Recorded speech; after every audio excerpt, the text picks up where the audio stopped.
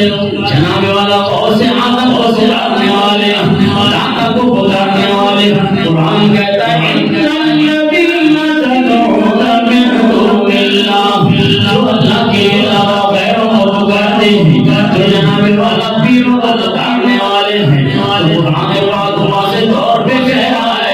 لن یخلقوا ذبابا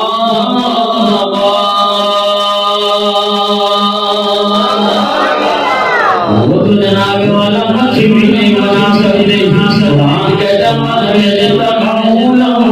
یہ سارے پیر اکٹھے ہو جائے سارے اولیاء کرام اکٹھے ہو جائے یہ تمہارا دادا بھی اکٹھا ہو جائے خواجہ معین الدین اجمیری بھی اکٹھے ہو جائے جناب پیر یوسف شاہ رحمۃ اللہ تعالی بھی اکٹھے ہو جائے سارے اولیاء کرام اکٹھے ہو جائے خالق کائنات نے ارشاد فرمایا لن یخلقوا ذبابا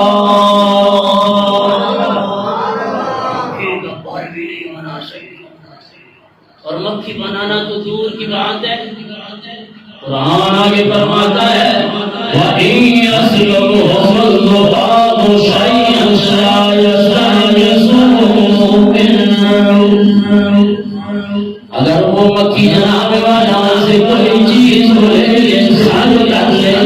لے وہ تو اپنی اس چیز کو بھی نہیں چھڑا سکتے پھر جناب والا وہ تمہاری مدد کیسے کر سکتے ہیں اس طرح قرآن پاک کے مضمون کو الٹ بیان کر کے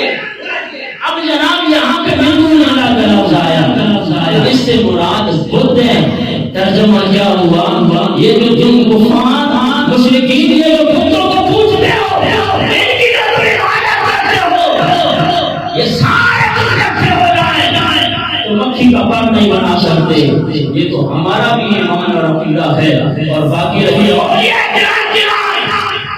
پھر ہم آپ کو قرآن پاک سے بتاتے کہ اولیاء اللہ اللہ کی طاقت سے کیا کیا کچھ کر سکتے ہیں